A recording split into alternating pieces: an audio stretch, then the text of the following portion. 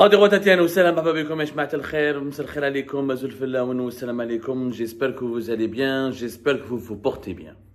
Hier, je dis bien hier, tous les regards se sont portés, hier le 29 octobre 2024, tous les regards en Algérie de la part des dirigeants algériens, pas du peuple algérien, parce que le peuple algérien il a d'autres préoccupations, il a d'autres problèmes, il a d'autres priorités, mais les regards, les caméras du régime Tebboune se sont toutes braquées sur la visite d'Emmanuel Macron au Maroc. Hier, c'était la deuxième journée, le deuxième jour de cette visite. Et Emmanuel Macron a accompli un geste historique, un discours de plus d'une quarantaine de minutes, plus de 40 minutes devant le Parlement marocain.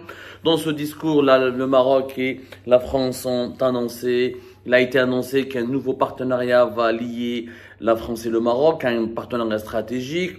La veille, des contrats d'un montant de plus de 10 milliards d'euros ont été signés. La France va surtout fournir et s'occuper essentiellement de la construction et fournir les rames du TGV, du futur TGV qui devra lier Marrakech jusqu'à Kenitra, au nord de Rabat.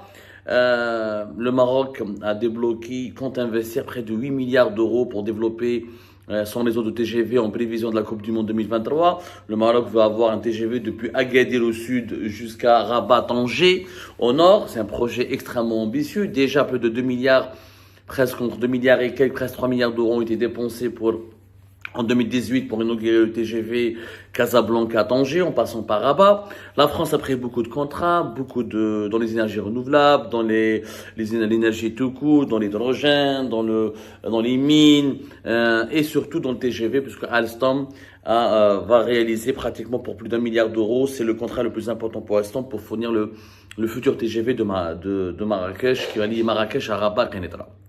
Bon, pendant cette quarantaine de minutes, la partie la plus importante qui intéresse bien sûr le régime algérien, et pas les Algériens et les Algériens, on va l'expliquer, c'est ce qu'il a été dit sur le Sahara occidental. Ce fameux dossier du Sahara occidental qui est l'un des piliers, qui était un dossier important pour la diplomatie algérienne. Mais avec Tebboune, il est devenu une cause nationale. Bouteflika, Boumediene, c'était notre époque. C'est vrai que Boumediene, il y avait des rivalités, il y avait des problèmes frontaliers avec le Maroc, il y avait des problèmes militaires et sécuritaires directs avec le Maroc. Mais avec Chedli, Bouteflika, etc., le Sahara occidental était l'un des axes majeurs de la diplomatie algérienne. Avec Tebboune, ce n'est plus un axe majeur, c'est devenu une cause nationale. Où les chics, où les يتكلم على le Sahara occidental de façon totalement différente de ce que le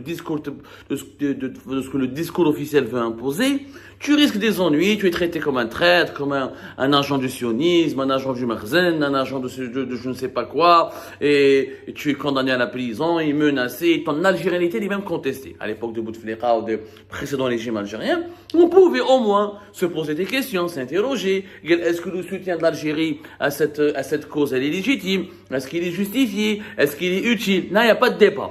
M'a Tebboune, il n'y a plus de débat. M'a Tebboune, la kesh niqash.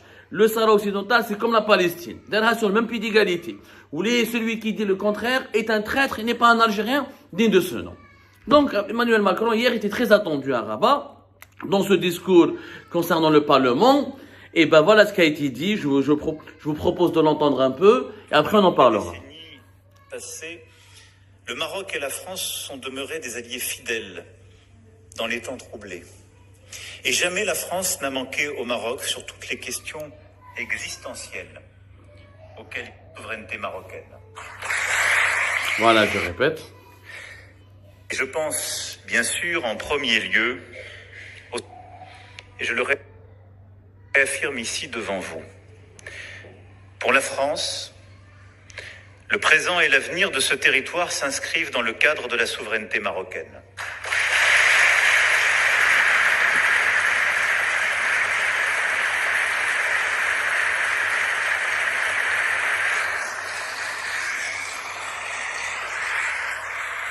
Et le plan d'autonomie de 2007 constitue la seule base pour parvenir à une solution politique juste, durable et négociée conformément aux résolutions du Conseil de sécurité des Nations Unies.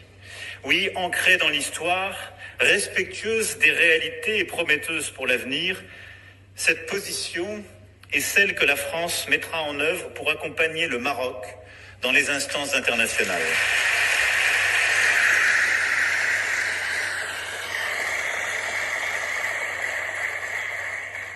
Et je le dis ici aussi, cette position n'est hostile à personne. Elle permet d'ouvrir une nouvelle page entre nous, comme avec tous ceux qui veulent agir dans un cadre de coopération régionale, en Méditerranée, avec les pays voisins du Maroc et avec l'Union européenne. Et je le dis ici aussi avec beaucoup de force, nos opérateurs et nos entreprises accompagneront le développement de ces territoires au travers d'investissements,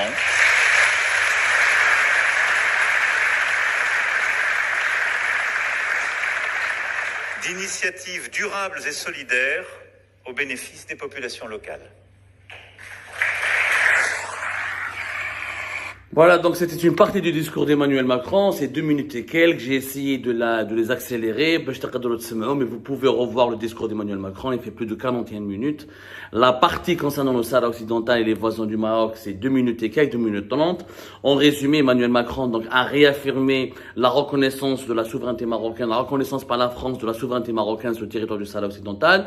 Il est parti encore plus loin parce qu'Emmanuel Macron a dit que maintenant la France va accompagner le Maroc dans ses efforts au niveau des institutions internationales pour imposer cette solution de l'autonomie, pour régler définitivement le conflit du Sahara occidental qui dure depuis 1975, 1974, 1976, depuis les années 70. Et donc la France sera officiellement l'accompagnateur numéro 1 en tant que membre permanent du Conseil de sécurité de l'ONU, en tant que l'un des piliers de l'Union européenne, l'une des puissances universelles les plus influentes du monde. Elle va donc accompagner le Maroc et soutenir le Maroc dans ses efforts pour essayer de convaincre les instances des Nations Unies d'appliquer le plan d'autonomie, d'en finir une fois pour toutes avec ce conflit. Et Emmanuel Macron, vous l'avez bien entendu, il n'a pas manqué d'adresser un message au régime algérien. Il parle du voisin de l'Algérie, des voisins du Maroc, une nouvelle page pour les voisins du Maroc. Et surtout, il dit cette position française, elle n'est hostile à personne. Macron n'a pas cité le nom de l'Algérie, n'a pas cité le nom d'Abdelmadjid Tebboune, mais il explique que c'est pas parce que la France soutient la reconnaissance de la souveraineté marocaine sur le territoire du Sahara occidental dans le cadre d'un plan d'autonomie que cela signifie que la France est forcément hostile à l'Algérie et à ses intérêts. Emmanuel Macron a profité de son séjour à Rabat pour adresser aussi un message à Abdelmadjid Tebboune et au régime Tebboune et à tous les autres dirigeants algériens. Le message, il est clair. Tournez la page du Sahara. Classe, tournez cette page. Ce conflit, personne n'en veut. Et l'autonomie marocaine est la seule solution viable et la seule solution fiable. Et la France va aller jusqu'à investir énormément dans les territoires du Sahara occidental. D'ailleurs, le ministère des Affaires étrangères français a actualisé hier la carte géographique du Maroc. Aujourd'hui, officiellement, dans tous les documents officiels de la diplomatie française, le Maroc va englober la carte géographique que la France va représenter dans ses documents officiels. La carte géographique du Maroc englobera le Sahara occidental. Il n'y aura plus ce trait qui marque le territoire qui est contesté ou là qui fait l'objet d'une contestation et qui fait l'objet d'un conflit ou d'un malentendu ou d'un statut qui n'est pas encore déterminé. Ça, c'est la position de la France. Bien sûr, la position de la France n'est pas encore la position de l'ONU. L'ONU n'a pas encore tranché. Effectivement, l'Organisation des Nations Unies ne considère pas encore le territoire du Sahara occidental comme partie intégrante du territoire marocain. Elle n'a pas encore pour le moment soutenu officiellement, ou l'a affirmé, ou l'a défendu officiellement, l'option de la souveraineté marocaine sur le territoire du Sahara occidental. Donc officiellement, jusqu'au jour d'aujourd'hui, à l'heure où je vous parle, à la fin de ce mois d'octobre 2024, l'ONU classe encore naturellement le Sahara occidental comme étant un problème qui n'est pas encore réglé. Ceci dit, l'ONU ne dit pas pour autant qu'il faut l'indépendance. L'ONU dit juste qu'il faut clarifier le statut de ce territoire, qu'il est non autonome et qu'il faut un référendum pour l'autodétermination. Mais l'ONU n'a jamais pris, parce que qui te met à la presse algérienne, qui te met les dirigeants algériens, et quand tu parles avec certains intellectuels algériens, ils travestissent les faits. L'ONU ne préconise pas l'indépendance, elle préconise une solution à l'amiable pour clarifier définitivement le statut du Sahara occidental. Elle le classe non autonome. Donc, ça veut dire, ou il devient autonome dans le cadre de la souveraineté marocaine, ou il devient indépendant. Les deux solutions sont négociées, sont en train d'être discutées et abordées. Mais l'ONU n'a pris de position pour le moment, pour aucune des deux solutions. Le soutien de la France, de l'Espagne, des États-Unis d'Amérique, de l'Allemagne récemment, de certains pays de l'Europe du Nord, de certains pays européens, de certains pays d'une grande puissance, fait du Maroc ou de la position marocaine aujourd'hui la position la plus avancée, la plus crédible. Et c'est pour ça que beaucoup de géopoliticiens, de diplomates, ou là, beaucoup de dirigeants de grandes puissances estiment effectivement que le plan d'autonomie est le plus fiable. Pourquoi le plus fiable? Parce que il s'agit d'un territoire qui est énormément peu peuplé. Est-ce qu'on va accorder l'indépendance à un pays où il y a 300 000, 400 000 habitants? Bab el Oued, le Sahara occidental, il est plus petit que Bab el Oued. Bab el Oued, capitale Alger, fait 500 000 habitants. Il est plus peuplé que tout le Sahara occidental. Donc, les grandes puissances, pourquoi soutiennent le plan d'autonomie du Maroc? Parce qu'il leur semble réaliste. Parce que dans une région, en Afrique du Nord, il y a du terrorisme, il y a l'emprise du trafic de drogue, ou des États africains qui sont indépendants depuis 1960, voire les années 60, comme le Burkina Faso, comme le Mali, comme le Niger, comme le Bénin, comme la Libéria, comme le Sierra Leone n'ont pas pu survivre à toutes les crises, à toutes les menaces sécuritaires, comment un territoire aussi peu peuplé comme le Sahara occidental, bloqué entre le Maroc et l'Algérie, au nord de la Mauritanie, dans une région saharienne extrêmement compliquée, extrêmement complexe, et qui regorge de foyers de tensions sécuritaires et de foyers de tensions de trafic de drogue et de trafic d'armes, comment ce territoire pourrait exister? Comment il pourrait survivre? Donc, c'est le réalisme qui impose à des grandes puissances de soutenir le Maroc. Le réalisme d'abord. Ensuite, le pragmatisme. Bien sûr, les Français soutiennent le Maroc parce que le Maroc a ouvert tout son marché, il a ouvert le marché marocain, il leur a donné 10 milliards d'euros de contrats, etc. Du côté algérien, qu'est-ce qu'on a fait? Depoun, qu'est-ce qu'il a fait? Le chantage, la menace, les convocations d'ambassadeurs, les rappels d'ambassadeurs, le bras de fer, et pire encore, le régime Tebboune, il a fait du Sahara occidental une cause sacrée. Une cause sacrée. Alors, elle n'est pas sacrée pour les Algériens et les Algériens. Aujourd'hui, moi, j'ai toujours dit à mes sources qui sont au sein du régime, parce qu'au sein du régime, ils ne sont pas tous comme Tebboune, il y en a qui sont bien intentionnés, qui ont des bonnes intentions, qui veulent développer notre pays, assurer son avenir, et qui ont des opinions très arrêté sur le conflit du Sahara occidental. Donc, quand on dit un référendum, et les Algériens et les Algériens considèrent le Sahara occidental comme une cause nationale, yallah. Mais moi, je connais mes compatriotes. Je ne connais aucun Algérien qui considère le Sahara occidental comme une cause nationale. Ça ne peut pas être une cause nationale, ni un problème sacré. Parce que c'est un territoire petit, qui considère pas petit, pas géographiquement. Il est petit du point de vue social, c'est une population qui est limitée, et qui est une partie vit à Tindouf, dans les camps de réfugiés, une autre partie vit sur le territoire, administré par le Maroc. Il n'y a pas d'avenir particulier à un petit pays dans la région. Alors, on a les Algériens et les Algériens, je suis le Mali, qu'est-ce qui se passe au Niger, qu'est-ce qui se passe en Libye. Des États avec leur richesse, avec des pays de 10, de 20, de 30 millions d'habitants, n'arrivent pas à subsister, ou à survivre. Les États du Sahel, par exemple, ils ont fait une alliance. Le Burkina, le Nigeria, le Mali, ils ont fait une alliance entre eux, avec une monnaie commune, avec un modèle commun, pour pouvoir exister et survivre dans un monde dangereux, dans un monde où les grandes puissances ont des intentions hégémoniques. Comment voulez-vous qu'un pays de 300 000 habitants va s'en sortir? C'est irréaliste. C'est vraiment, personne n'y croit. Un égoïle comme personne n'y croit. Donc, Tebboune, aujourd'hui, le message de Macron, il est clair. C'est pas parce que la France soutient le Maroc qu'elle est contre l'Algérie. Il est possible de tourner la page, il est possible que la France... Les intérêts de la France avec l'Algérie sont totalement différents des intérêts avec le Maroc. Et puis, c'est à l'Algérie de jouer le jeu. C'est à l'Algérie maintenant d'arrêter de camper sur des positions idéologiques dépassées. On n'est plus dans les mondes 70, on n'est plus dans les années... Le monde d'aujourd'hui, ce n'est pas le monde des années 70, ce n'est pas le monde des années 80. C'est pas le monde des années 90. Nous sommes après la guerre en Ukraine, nous sommes dans un monde d'intelligence artificielle, de regroupement, de blocs régionaux, un monde où une troisième guerre mondiale risque d'éclater à n'importe quel moment. On regarde des tensions entre les États-Unis, la Chine, la Russie, l'Occident. C'est pas le moment de revoir, c'est vraiment le moment, en tout cas, de changer de regard sur le monde et d'arrêter d'observer l'évolution du monde actuel avec les données des années 70. Les données ont totalement changé. Le mouvement de décolonisation a changé. Aujourd'hui, des territoires entiers, la Nouvelle-Calédonie, il y a des indépendantistes, le reste de la population ne veut pas d'indépendance. La Corse, les Corses en France qui étaient en partie indépendantistes, aujourd'hui se contentent de l'autonomie. Les Catalans, qui étaient au départ énormément indépendantistes, aujourd'hui se contentent de l'autonomie. Parce que c'est pas parce que t'es rattaché à un pays que tu ne vis pas pour autant bien. La Catalogne, elle est autonome par rapport à l'Espagne, mais c'est la région la plus riche, l'une des plus développées, la plus industrielle. Et les Catalans, ils ont leurs droits, ils ont leur liberté, etc.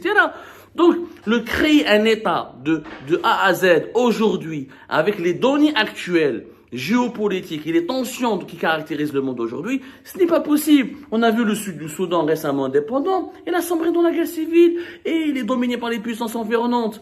Donc, que veut dire Macron en Algérie? Tournez la page. Soyons pragmatiques. Je ne comprends pas le régime algérien. Vous voulez que la France arrête de préférer le Maroc à l'Algérie? Ouvrez le marché. Pourquoi nous on ne fait pas de TGV? Pourquoi on ne fait pas un TGV entre Oran, Alger, Annaba, etc. Nous aussi, ramenons Alstom, faisons nos TGV, faisons des pôles d'énergie renouvelable, faisons des villes, investissons sur le high-tech, des pôles technologiques dans le high-tech. Comment voulez-vous que les sociétés françaises aillent au Maroc et n'aillent pas en Algérie, alors qu'en Algérie, il y a des blocages, de la corruption, des obstacles bureaucratiques. On a rappelé à quatre reprises, on a rappelé l'ambassadeur. Aujourd'hui, il n'y a même pas d'ambassadeur depuis le 30 juillet. À cause de quoi? À cause d'un conflit qui, normalement, relève de l'ONU. Il faut que l'Algérie comprenne. Le Sahara occidental, c'est pas un problème de l'Algérie, c'est un problème des Nations Unies. L'Algérie ne va pas se substituer aux Nations Unies. Il y a que le problème là aux Nations Unies. Les Nations Unies se débrouiller, laisse-les se démerder. Pourquoi c'est à notre pays de imposer le règlement d'un conflit qui est international et qui relève des instances onusiennes? Tu ne veux pas reconnaître la souveraineté du Maroc? Mais l'ONU continue à militer au niveau de l'ONU pour l'option qui te semble juste. Mais faire du chantage à la France, ne va avoir un ambassadeur en France, bloquer les investissements français, bloquer les entreprises françaises, ne plus parler aux Français, ne plus parler aux Espagnols, ne plus parler aux Émiratis, prendre ses distances vis-à-vis de tous les pays et convoquer les ambassadeurs de tous les pays qui veulent être l'ami du Maroc et ils veulent reconnaître la souveraineté du Maroc sur le Sahara occidental, c'est tout simplement bête. Ça veut dire que l'Algérie, j'ai l'impression que c'est le Sahara algérien, c'est pas le Sahara occidental. Et que c'est un pays qui n'est pas le nôtre, c'est pas notre territoire. Il y a que le Maroc n'a pas pris une partie de notre territoire. On est d'accord? Laissez l'ONU régler. Laissez l'ONU régler ce problème. Nous, aux Algériens, concentrons-nous sur le développement de notre pays. Ou pourquoi nous, on n'arrive pas à tirer, pourquoi avec nous, la France ne signe pas des investissements? Où est l'usine Renault? Où est l'usine Peugeot? Où est les investissements Total, la pétrochimie? Où est les projets des énergies renouvelables? Non, on ne fait pas des TGV. Non, on ne fait pas des usines modernes. On ne fait pas des villes technologiques. On ne crée pas des emplois. On ne ramène pas les grandes écoles françaises. Je dis ça avec la France, comme on peut le faire avec les États-Unis, comme on le peut faire avec l'Allemagne, comme on peut le faire avec la Chine, etc. Il faut qu'on arrête maintenant de regarder le monde comme s'il est figé, comme s'il est encore arrêté aux années 70, alors que nous sommes en fin de l'année 2024. Les mutations d'aujourd'hui nous imposent des changements. Et les intérêts je suis désolé, moi les intérêts de 47 millions d'habitants sont plus importants pour moi que les intérêts de même pas 400 000 habitants. À cause d'un quartier du Bab el-Oued, je vais empêcher la construction du Maghreb, bloquer le Maghreb, me disputer avec toutes les grandes puissances, se mettre à dos tous les pays les plus riches du monde, créer des tensions. Il n'y a aucun pays arabe, même ce qu'on fait avec la France. Pourquoi on ne le fait pas avec le Qatar? J'avais une vidéo de l'ambassadeur du Qatar aux Nations Unies. Et ce qu'il dit sur le Sahara occidental, c'est encore pire que la France. Pour lui, c'est un territoire marocain. Pourquoi on ne rappelle pas notre ambassadeur au Qatar? Donnez-moi un seul pays arabe qui reconnaît le Polisario ou qui soutient la cause du Sahara occidental. Il n'y en a pas. Il n'y en a plus.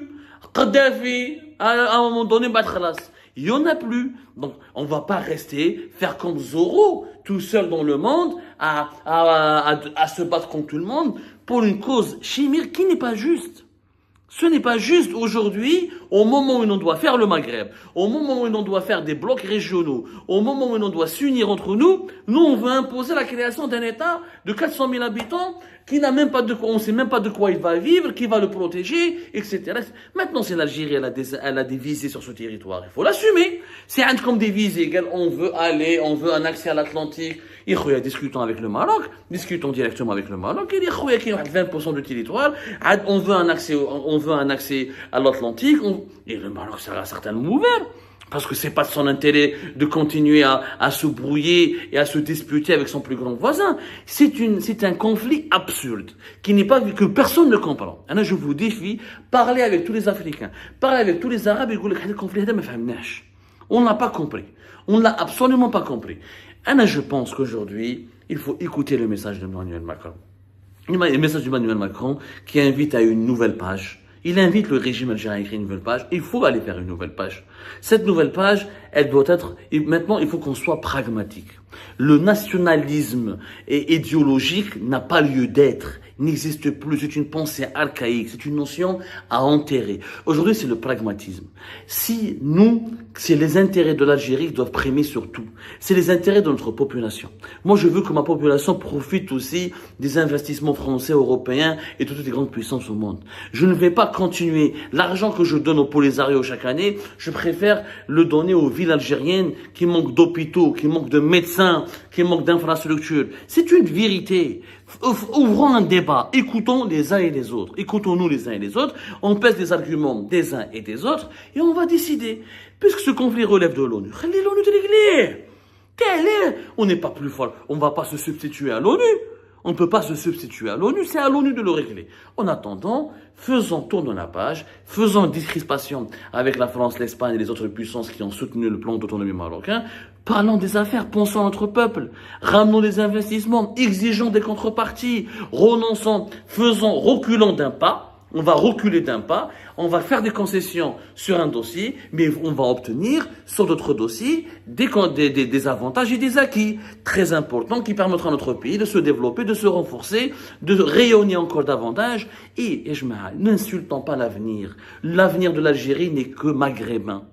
Il n'est pas ailleurs. L'Algérie ne peut pas rester une île isolée, entourée d'ennemis, de voisins instables, pas de coopération, pas d'échanges communs. L'avenir de l'Algérie n'est pas avec la Tunisie uniquement. L'avenir de l'Algérie est avec tout le Maghreb. Il est avec toute l'Afrique du Nord. L'avenir de l'Algérie est avec le Sahel. Donc il faut créer des entités communes, des marchés communs, effacer les frontières, gérer les frontières autrement. Il faut parler avec les Marocains, il faut parler avec les Maliens, il faut parler avec les Libyens. À un moment donné, si on ne s'unit pas, on va disparaître. On sera colonisé par des grandes puissances qui vont nous dicter. C'est ce qui se passe en Libye. La Libye, elle est colonisée. La Tunisie n'a plus de souveraineté, elle est totalement endettée.